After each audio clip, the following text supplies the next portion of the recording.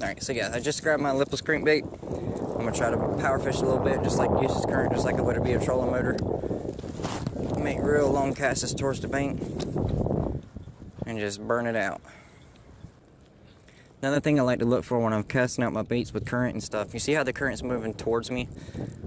You know, you want to fish that, like I said, you want to make sure you hit the whole area good, but a lot of times what I'm going to try to do is I'm going to try to make my cast against the current, as far out against the current as I can, and retrieve it with the current. The reason being, especially like a lipless crankbait or something like this, it's supposed to be mimicking a bait fish.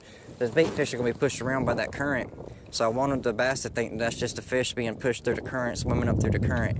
A lot of little fish like this ain't going to be a fight heavier currents, so you want to go with it instead of against it. So cast against it and retrieve with it. And don't be afraid to make 2 or 3 casts into the same area. Just because you hit that area once don't mean that you may have missed something.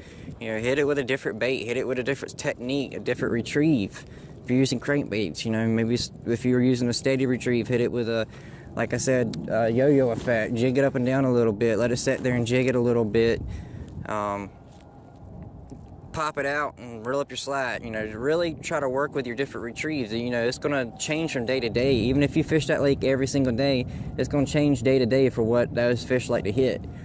You know, especially like if you're talking about changing temperatures, you get cold fronts to run through and the water suddenly drops. They're not going to be as active in the colder water as what they were in the warmer water a couple of days before, whenever the front came through. So where you might have been catching a couple on a steady retrieve before, that water drops off, they're going to be a little bit more lethargic. They're not going to be as active. Try to slow down your retrieve a little bit. Give it a little stop and go action to it.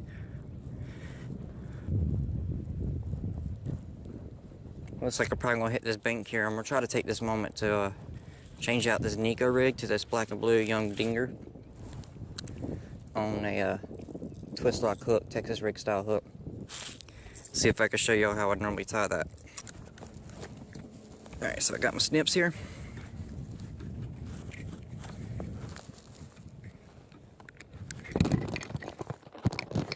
Just go cut that old one off. Throw it right there for now.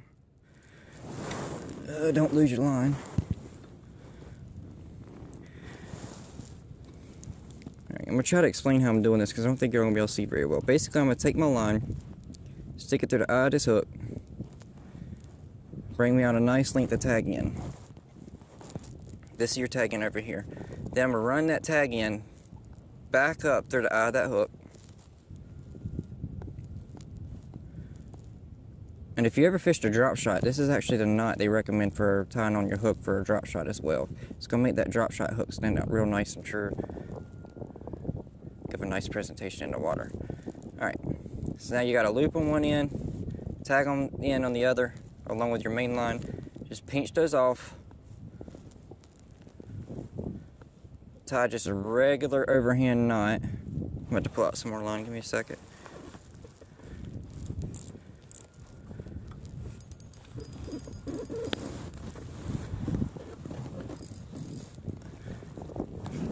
Here we go.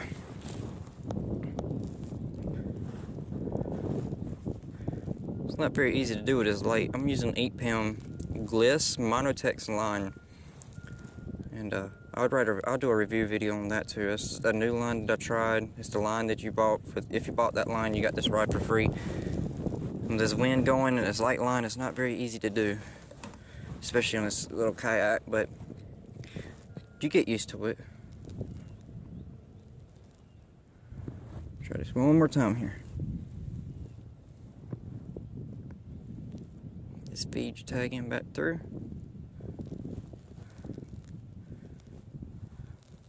Alright, so now I got my main line, my tag line in on my left hand, the loop in my right hand. Just tie a regular overhand knot, just like you're tying your shoelace or something like that. Maybe. Loop.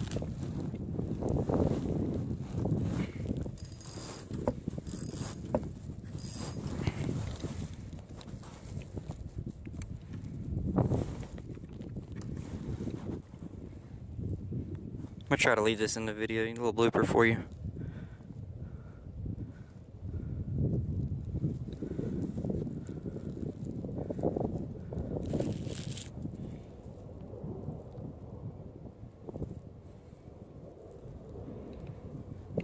many times does he have to take a tie knot?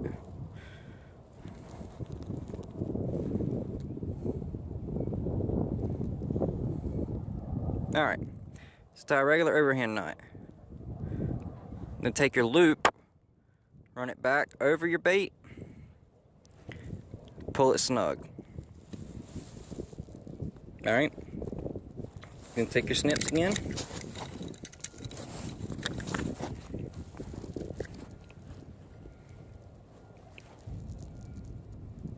Just cut off your remaining tie again.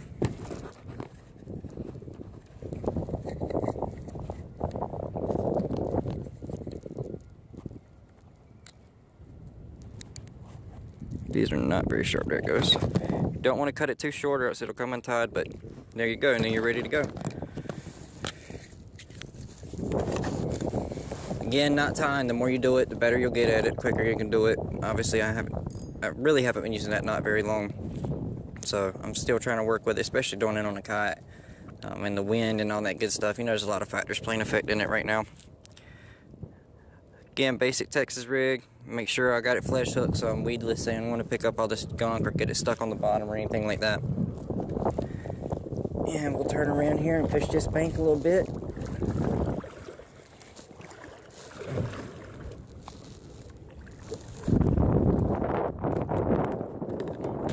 Alright, so this is the 5-inch Senko style Yum Dinger, black and blue fleet. This is why I like to throw it on an open face with a lighter line.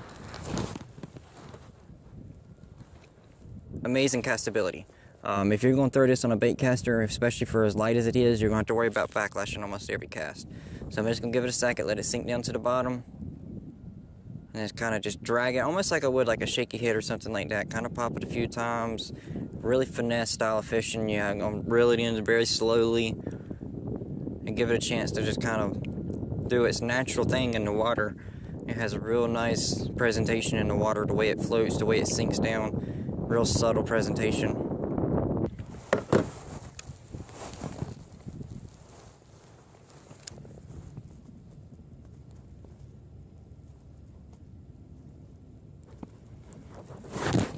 There's one.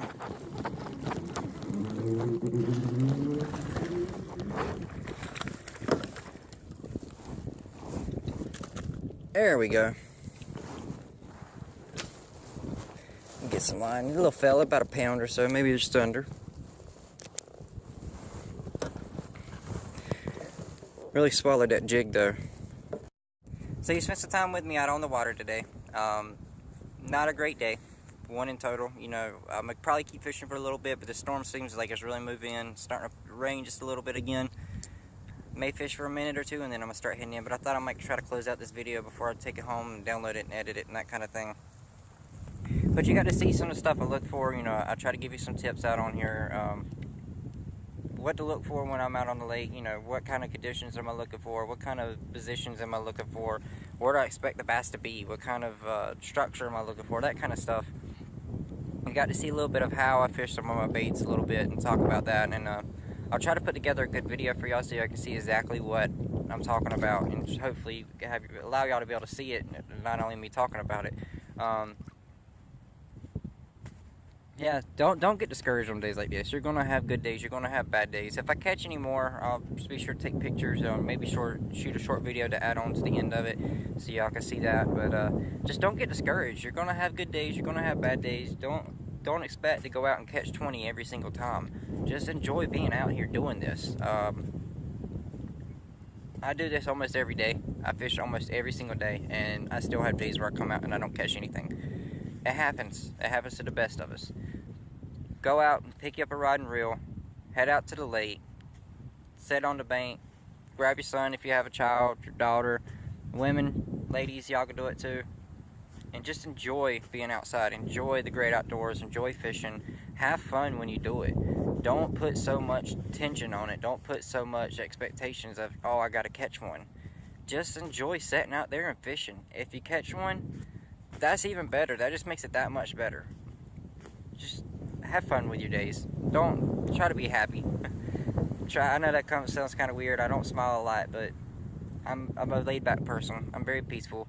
Just try to enjoy life. Don't get in a big hurry pick up a rod and reel, sit back, relax, take some time, smell the flowers, enjoy the wind in your hair, and have a good day. And I'll see y'all next time.